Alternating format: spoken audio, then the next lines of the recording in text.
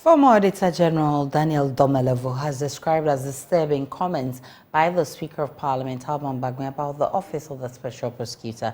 The Speaker on the floor of Parliament said the creation of the OSP was an act in futility, insisting the office does not have the capacity to deal with the corruption canker in the country. His comments follows recent outbursts by the OSP Kisia Jabing about the frustration he goes through to prosecute his cases in court.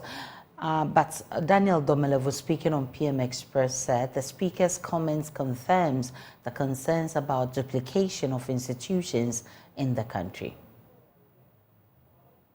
Heard what the Speaker has to say about the OSP, I was really disturbed because I asked, so if it is an exercise in futility, which means that it is useless, then in Akando as Yekoya Nasi by. So what is this? And after that, I started a bit of research.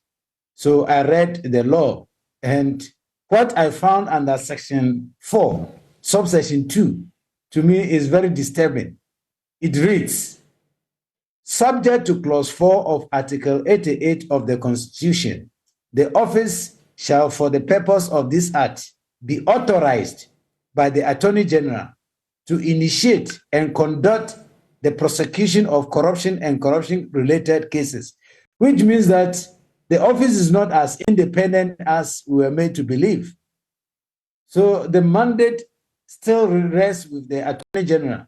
So the question which came to my mind is, how different is this office from Yoko and maybe Chraj or whatever other institution? So it's really sad.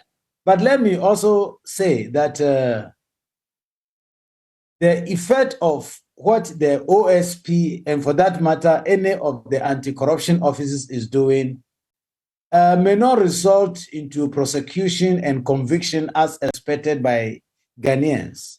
But the mere investigation itself even brings about some deterrence. Imagine seizing your assets and going to court to go and confirm it so that they can do their investigation, and this is in the public domain, etc. And that alone brings about some deterrence, but I don't think it is good enough for us. And I concluded this evening that why do you call him special prosecutor instead of special investigator? It seems the only thing he can lawfully do is investigation.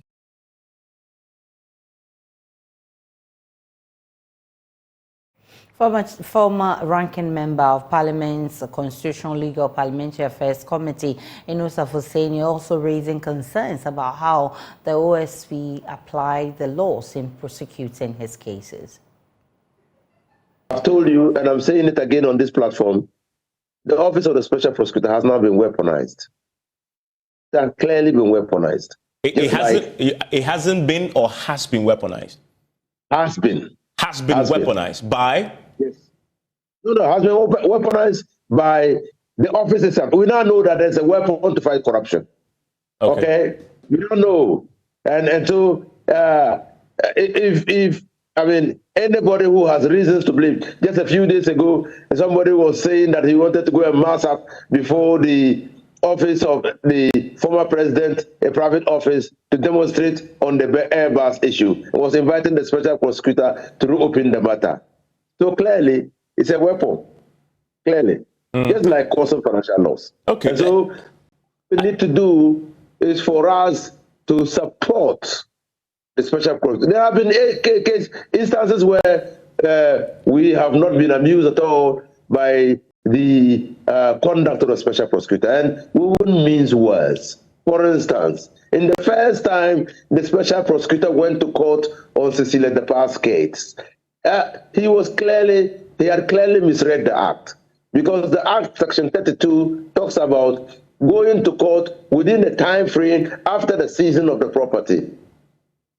And he read the activities that were involved in the seizing of the assets from numerous houses as one activity, and only started counting time from the last activity. The court said no. It appears, and the provisions of the law are quite clear that after every seizure, you come to court within 7 days to confirm the seizure. We were not amused at all. Also, we were not amused that he was not able to freeze the assets because I don't know who he was trying to protect. You know, in the first affidavit for freezing the asset of Cecilia Depa, he did not provide the details. And so Cecilia Depa was emboldened when Joy FM put out the details to get the lawyers of her lawyers to write to Joy FM to challenge the figures. Who was the special prosecutor protected? Who was he protected? So we were not pleased at all. And how do you intend to go to court with a blank check and secure an injunction? That is not possible. Meanwhile, anti-corruption campaigner Vitus Azim wants the OSP to build a strong docket in prosecuting his cases to prevent the legal setbacks. That he pointed out the challenges that he was facing. He did not say he's going to give up. I don't understand Chui very well, but what he said meant that he will do his best, and when his time comes, he will go. In any case, the individual is not the office. So even if he goes, another person will be appointed. So the point now is, what do we do? I think that I'm not a lawyer, but it appears that the special prosecutor and his staff need to always take the law to guide them. In each particular case, it probably requires some aspect of his law and the Constitution and other laws in existence to guide him when it comes to prosecution, so that he does not do anything that would make him fail again. I know I've heard some lawyers who have said, look, he knows the law, he should have taken the matter, he should have appealed to the appeals court and continued to the Supreme Court if he was not satisfied with that decision. Maybe that's another way to go. He should not get frustrated just because at the first point of call, the court has ruled against him. There are ways to go up and go appeals court and Supreme Court. But the important thing is to build a strong docket, using all the information at his disposal so that when he gets to court, the case will not be thrown out. But of course, the other aspect of it is for the government to help him to overcome the initial challenges that he faced. And I think some of them have already been overcome.